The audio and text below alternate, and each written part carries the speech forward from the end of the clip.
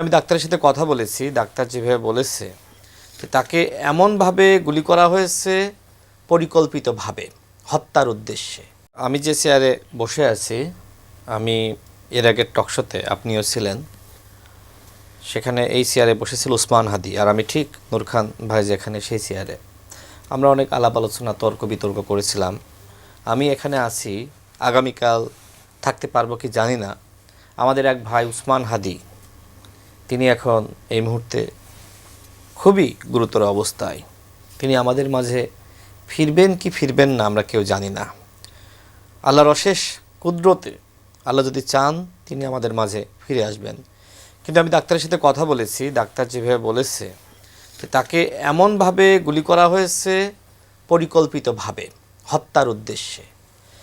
উসমান হাদিকে আমরা দেখেছি যে গণ অভ্যুত্থানের পরে আওয়ামী ন্যারেটিভ, ভারতের বয়ান, এইগুলোকে আসলে তিনি নস্যাৎ করার জন্য পাল্টা বয়ান, জনগণের বয়ান তিনি সামনে এনেছিলেন।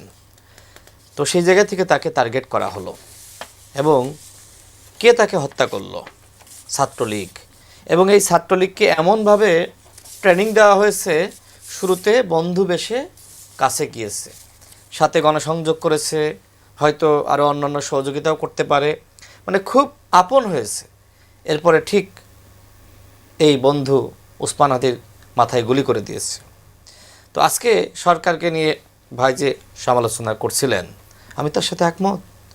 এই সরকার বৈষম্য বিরোধী ছাত্র আন্দোলনের সরকার।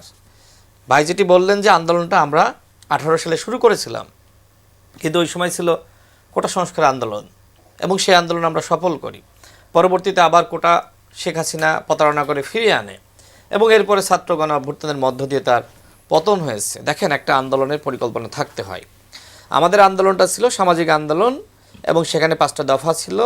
সামাজিক আন্দোলনের সেই পরিকল্পনায় আমরা সফল হয়েছিলাম। কিন্তু ওই আন্দোলনকে কেন্দ্র করে বাংলাদেশে গণ অভ্যুত্থান সংগঠিত হবে, শেখ হাসিনা এবং তার ফ্যাসিবাদের পতন হবে, এটা তো আমরা কেউ জানতাম না। তো এই যে একটি স্বতঃস্ফূর্ত আন্দোলনের মাধ্যমে শেখ হাসিনার পতন হলো পরিকল্পনা ছাড়া, যে কারণে যারা নেতৃত্ব দিল তারা মনে করলো যে আমরাই তো সব করেছি, তারা একটি সরকার গঠন করলো।